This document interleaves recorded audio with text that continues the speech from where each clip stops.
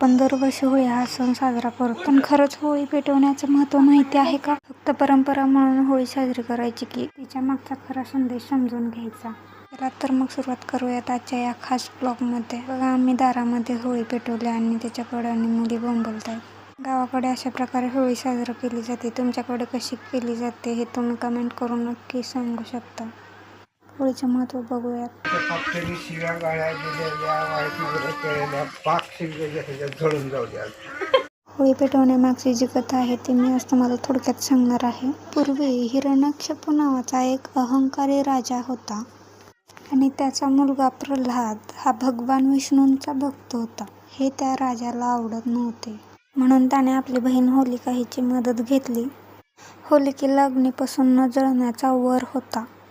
ती प्रल्हादला घेऊन अग्नीत बसली, पण भगवान विष्णूवर असलेल्या भक्तीमुळे प्रल्हाद वाचला आणि होलिका जळून गेली. तुम्हाला थोडक्यात या कथेचं महत्त्व समजलंच असेल. वाईटावर चांगल्याचा विजय झाला म्हणून होळी पेटवली जाते. होळीची ज्वाला ही एक परंपरा नाही तर एक मोठा जीवनमंत्र देतात.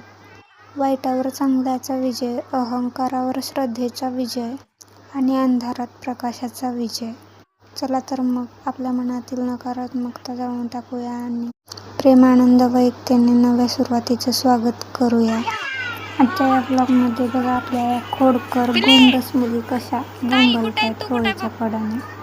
गोंडस मुलींची धमाल मस्ती बघायला विसरू नका. बघा कसं पळतात एकाच्या मागे. हे बघा आपल्या राधाची, आकोची प्रत्येक ब्लॉगमध्ये तुम्हाला बघायला भेटलेले आहेच. बघा आकोचीला ती कुठं सुद्धा सोडत नाही. राधाला दुसरं खेळायला काही नसलं तरी चालतं, पण भाऊली अगोदर लागतो.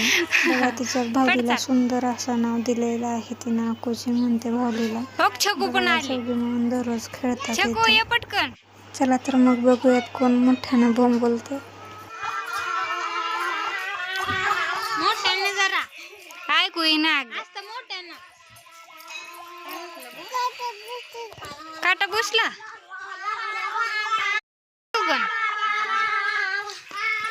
नाही बसला जाते सोबत मोठा नाश्ता पिला आवाज ये नाही. उलटा चक्रा उलट चालू आहे पिलीच. हा फास्ट फास्ट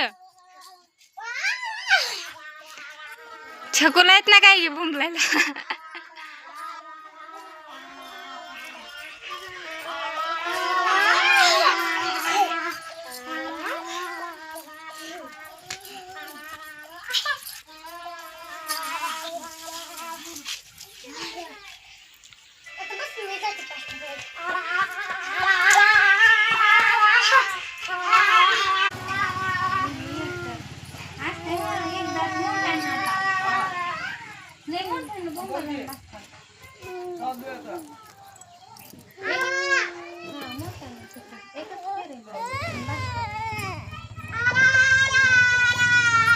काय झालं?